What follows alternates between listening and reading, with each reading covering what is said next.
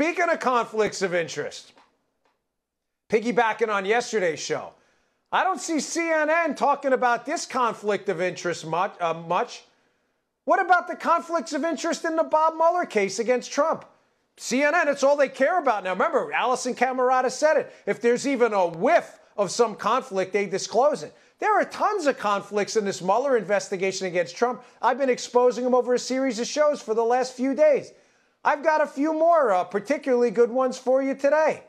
Put up that article, hat tip Victor Davis Hanson at National Review. This is an amazing piece. It's in my show notes on my website today if you want to check it out. It's called Colluders on the Loose. Look at this conflict of interest now that CNN cares about this stuff.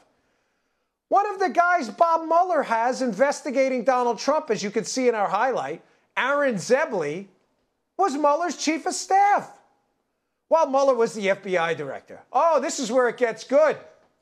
He was also a partner at Mueller's law firm he worked at, Wilmer Hale. Oh, it gets better.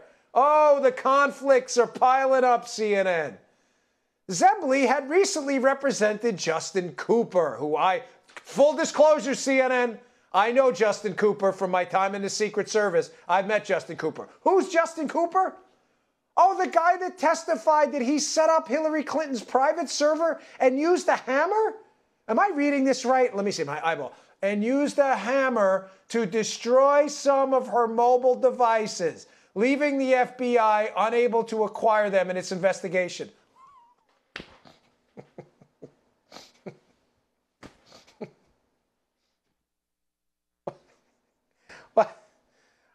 We were in the Seinfeld episode.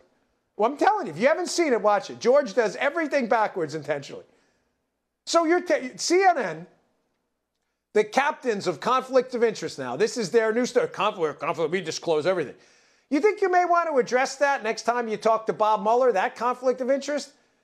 That he's investigating Donald Trump, the president. By the way, that's Victor Davis Hanson's article. That's not mine. I'm not making this up. And what he's saying there is factually correct. Bob Mueller's investigating Donald Trump using a lawyer who was his old chief of staff and represented a Clinton guy who took the hammer and smashed up the Blackberries. I thought you guys were all about conflicts of interest. Maybe you want to do a story one day about conflicts of interest, and you can do that story on our buddy Justin Cooper. How does that sound? How do you like them apples, huh? Oh, I'm not done. We got another one for you. I got a stacked show for you today. We're going to get through a lot of show elements. Poor Denise, I was driving her nuts. Here we go. Same article. Oh, here's another doozy. Another member of Mueller's special counsel team, Jeannie Rhee, was also a Wilmer Hale alumna. So she worked with Mueller at this law firm. She was what? She was a significant donor to the Clinton campaign effort? Oh, okay. Oh, what else was she? She was another Mueller attorney who'd represented who? Someone deeply involved in a recent Clinton scandal. Can that be right? She had recently represented not only the Clinton Foundation, but also Obama's Deputy National Security Advisor, Ben Rhodes, during the investigation of the Benghazi terror attack and in Clinton's role in creating the conditions for that attack and then covering it up after the fact. Hold on. I got to take a break from this because the stupid is infecting my brain with like stupid amoebas. I got to get a drink of the tea here. It's not an act. Because I feel like I've lost 20 IQ points talking to you about this. This is actually happening. That's again from the same piece, Colluders on the Loose. CNN, this is their thing if there's a whiff of a conflict. Now, granted, none of those people work for CNN, but since they care so much about conflicts of interest, and their lawyer's the one who cares about conflicts of interest because he was the one in court demanding Hannity be outed for apparently talking to a lawyer, something we thought was sacrosanct, but apparently no more.